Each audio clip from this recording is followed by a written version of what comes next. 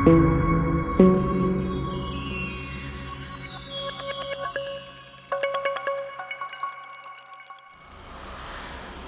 ಸ್ನೇಹಿತರೆ, ಎಕ್ಸೆಲ್ ಶಾಲೆಗೆ ತಮ್ಮೆಲ್ಲರಿಗೂ ಸ್ವಾಗತ. ನಾನು ನಿಮ್ಮ ಕನ್ನಡದ ಹುಡುಗ ಪ್ರದೀಪ್. ಮೈಕ್ರೋಸಾಫ್ಟ್ ಎಕ್ಸೆಲ್ ಅನ್ನು ಕನ್ನಡದಲ್ಲಿ ಸುಲಭವಾಗಿ ಕಲಿಯುವಂಥ ಒಂದು ಸಣ್ಣ ಪ್ರಯತ್ನವನ್ನು ನಾನು ಮಾಡ್ತಾ ಇದ್ದೀನಿ. ದಯವಿಟ್ಟು ಈ ವಿಡಿಯೋನ ಲೈಕ್ ಮಾಡಿ, ಶೇರ್ ಮಾಡಿ, ಹಾಗೂ ನನ್ನ ಚಾನಲ್ ಇನ್ನೂ ಸಬ್ಸ್ಕ್ರೈಬ್ ಮಾಡಿಲ್ಲ ಅಂದರೆ ದಯವಿಟ್ಟು ಸಬ್ಸ್ಕ್ರೈಬ್ ಮಾಡಿ. ಬನ್ನಿ, ಹಾಗಾದರೆ ಇವತ್ತಿನ ವಿಷಯ ಏನಂತ ತಿಳ್ಕೊಳ್ಳೋಣ.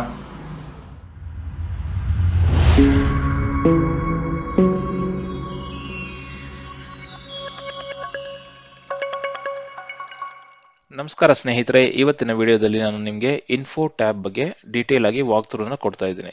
ಇನ್ಫೋ ಟ್ಯಾಬ್ ಅನ್ನೋದು ಎಲ್ಲಿರುತ್ತೆ ಮತ್ತು ಅದನ್ನು ಹೇಗೆ ವರ್ಕ್ ಆಗುತ್ತೆ, ಅದು ನಮಗೆ ಯಾವ ತರ ಉಪಯೋಗ ಆಗುತ್ತೆ ಅನ್ನೋದು ಈ ವಿಡಿಯೋನಲ್ಲಿ ನಾನು ನಿಮಗೆ ಡೀಟೇಲ್ ಆಗಿ ತಿಳಿಸ್ಕೊಡ್ತೀನಿ. ನೋಡಿ, ಇನ್ಫೋ ಟ್ಯಾಬ್ ಅನ್ನೋದು ನೀವು ಫೈಲ್ ಮೆನು ಹೋದಾಗ ಇಲ್ಲಿ ಲೆಫ್ಟ್ ಸೈಡ್ ಅಲ್ಲಿ ಇನ್ಫೋ ಅಂತ ಕಾಣಿಸುತ್ತೆ. ಇದನ್ನ ನೀವು ಕ್ಲಿಕ್ ಮಾಡಿದ್ರೆ ನೋಡಿ ಇಲ್ಲಿ ಕಾಣಿಸುತ್ತಲ್ಲ, ಇದೇ ನಿಮಗೆ ಇನ್ಫೋ ಟ್ಯಾಬ್ ಅಂತ. ಇನ್ಫೋ ಟ್ಯಾಬ್ ಅಲ್ಲಿ ನಿಮಗೆ 4 ಸೆಕ್ಷನ್ ಬರುತ್ತೆ. ಒಂದು ಪ್ರೊಟೆಕ್ಟ್ ವರ್ಕ್ ಬುಕ್, ಎರಡನೇದು ಚೆಕ್ ಫಾರ್ ಇಶ್ಯೂಸ್, ಮೂರನೇದು ಮ್ಯಾನೇಜ್ ವರ್ಕ್ ಬುಕ್ಸ್, ನಾಲ್ಕನೇದು ಬ್ರೌಸರ್ ವ್ಯೂ ಆಪ್ಷನ್ಸ್. ಮೊದಲನೇದು ನಾವು ಇಲ್ಲಿ ಎಕ್ಸ್ಪ್ಲೋರ್ ಮಾಡ್ತಾ ಹೋಗೋಣ. ಪ್ರೊಟೆಕ್ಟ್ ವರ್ಕ್ ಬುಕ್ ಅಲ್ಲಿ ನಿಮಗೆ ಮತ್ತೆ ಸಬ್ ಮೆನು ಸಿಗುತ್ತೆ ನೋಡಿ. ಆಲ್ವೇಸ್ ಓಪನ್ ರೀಡ್ ಓನ್ಲಿ ಅಂತ, encrypt with password, protect current sheet, protect workbook structure, add digital signature ಮತ್ತು ಮಾರ್ಕ್ ಆಸ್ ಫೈನಲ್ ಅಂತ. ನೋಡಿ, always read only, open read only ಅಂತ ನೀವು ಇದನ್ನೇನಾದ್ರೂ ಬುಕ್ ಎಕ್ಸೆಲ್ ವರ್ಕ್ ಬುಕ್ ನ ನೀವು ಮಾರ್ಕ್ ಮಾಡಿದ್ರೆ ಇದು ಹೇಗೆ ಯೂಸ್ ಆಗುತ್ತೆ ಅಂತಂದ್ರೆ ನೋಡಿ, ಇಲ್ಲಿ ಕೊಟ್ಟಿದ್ದಾರೆ, prevent accidental changes by asking readers to opt in to editing. For example, ನೀವು ಯಾವುದೋ ಒಂದು ಇಂಪಾರ್ಟೆಂಟ್ ಡಾಕ್ಯುಮೆಂಟ್ ಬರ್ದಿದ್ದೀರಾ, ಬೈ ಮಿಸ್ಟೇಕ್ ಯಾರೋ ಇದನ್ನ ಓಪನ್ ಮಾಡಿದ ತಕ್ಷಣ ಎಡಿಟ್ ಮಾಡಿ ಸೇವ್ ಮಾಡಿಬಿಟ್ರು ಅಂತಂದ್ರೆ ನಿಮ್ಮ ಇಂಪಾರ್ಟೆಂಟ್ ಡಾಕ್ಯುಮೆಂಟು ಅದು ಓವರ್ ರೈಟ್ ಆಗಿಬಿಡುತ್ತೆ.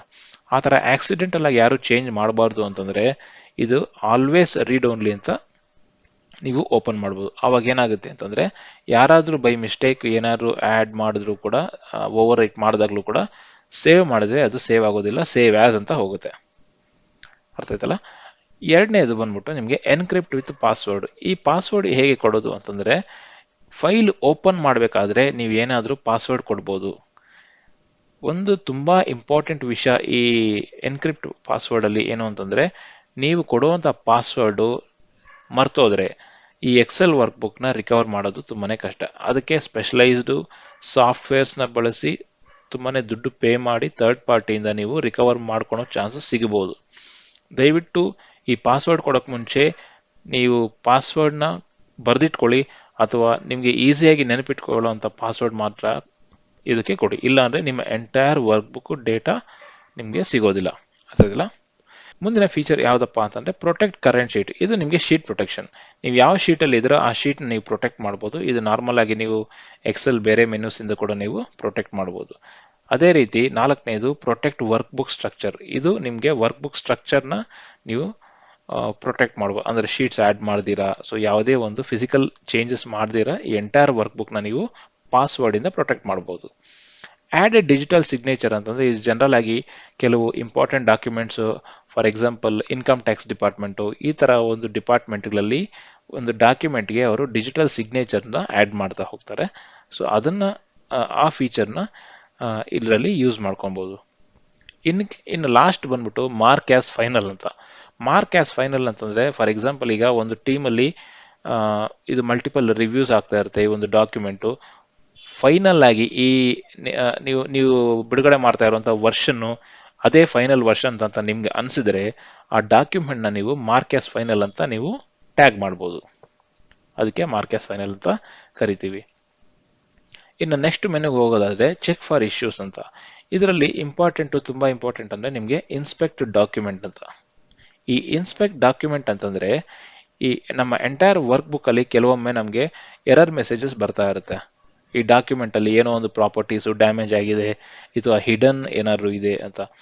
ನೀವು ಇನ್ಸ್ಪೆಕ್ಟ್ ಡಾಕ್ಯುಮೆಂಟ್ ಅಂತ ಕೊಟ್ಟಾಗ ನೋಡಿ, ಇಲ್ಲಿರೋ ಇಷ್ಟೊಂದು ಸಬ್ ಮೆನುಸ್ ಅಲ್ಲಿ ಡಾಕ್ಯುಮೆಂಟ್ ನ ಅದು ಇನ್ಸ್ಪೆಕ್ಟ್ ಮಾಡಿ ನಮ್ಗೆ ಅಲರ್ಟ್ಸ್ ಕೊಡುತ್ತೆ. ನೋಡಿ, ಇದರಲ್ಲಿ ನಾನು ಇನ್ಸ್ಪೆಕ್ಟ್ ಡಾಕ್ಯುಮೆಂಟ್ ಅಂತ ಕೊಡ್ತೀನಿ.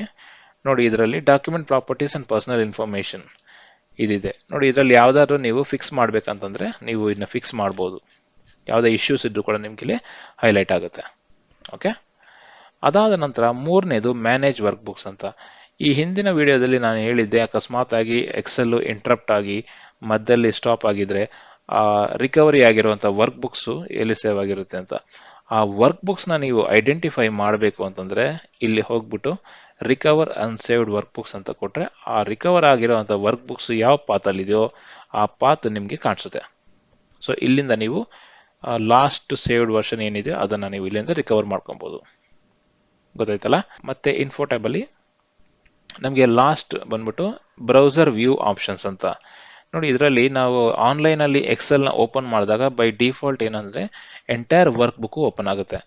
ಅದೇ ರೀತಿ ನೀವೇನಾದರೂ ಇದನ್ನು ಕಸ್ಟಮೈಸ್ ಆಗಿ ಬರೀ ಕೆಲವು sections of excel workbook ಕೊಡಬೇಕು ಅಥವಾ ಯಾವುದೇ ಒಂದು ಟೇಬಲಲ್ಲಿ ಕೊಡಬೇಕು, ಇಲ್ಲ ರೇಂಜು ಯಾವುದೇ ಒಂದು ಸ್ಪೆಸಿಫಿಕ್ ಏರಿಯಾ ಮಾತ್ರ ಆನ್ಲೈನಲ್ಲಿ ಡಿಸ್ಪ್ಲೇ ಆಗಬೇಕು ಅಂದರೆ ಬ್ರೌಸರಲ್ಲಿ ಡಿಸ್ಪ್ಲೇ ಆಗಬೇಕು ಅಂದರೆ ನೀವು ಈ ಆಪ್ಷನಲ್ಲಿ ಯಾವ್ದು ಬೇಕಾದ್ರೂ ನೀವು ಚೂಸ್ ಮಾಡ್ಕೊಬೋದು. ನೋಡಿದ್ರಲ್ಲ ಸ್ನೇಹಿತರೆ, ಈ ವಿಡಿಯೋ ನಿಮ್ಮೆಲ್ಲರಿಗೂ ಇಷ್ಟ ಆಗಿದೆ ಅಂತ ಭಾವಿಸ್ತಾ ದಯವಿಟ್ಟು ಈ ವಿಡಿಯೋನ ಲೈಕ್ ಮಾಡಿ, ಶೇರ್ ಮಾಡಿ, ಹಾಗೂ ನನ್ನ ಚಾನಲ್ನ ಇನ್ನೂ ಸಬ್ಸ್ಕ್ರೈಬ್ ಮಾಡಿಲ್ಲ ಅಂದರೆ ದಯವಿಟ್ಟು ಸಬ್ಸ್ಕ್ರೈಬ್ ಮಾಡಿ ಪ್ರೋತ್ಸಾಹಿಸಿ. ಧನ್ಯವಾದಗಳು.